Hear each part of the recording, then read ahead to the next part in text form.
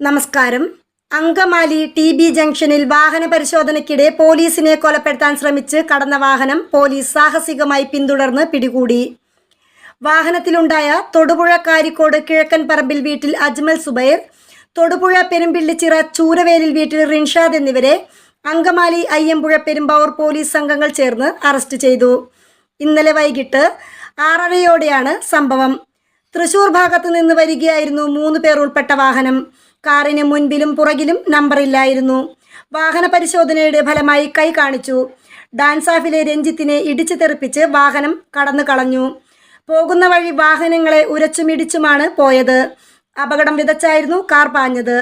മൂക്കന്നൂർ കാരമറ്റം ഭാഗത്തേക്കാണ് കാർ കുതിച്ചത്. കാരമറ്റം ഭാഗത്ത് അയ്യമ്പുഴ പോലീസ് കാറിനെ ഓവർടേക്ക് ചെയ്യാൻ ശ്രമിച്ചപ്പോൾ പോലീസ് വാഹനത്തിൽ ഇടിപ്പിച്ചു. തുടർന്ന് മുന്നോട്ടെടുത്ത കാർ മതിലിലിടിച്ച് ഓഫായി. അതിൽ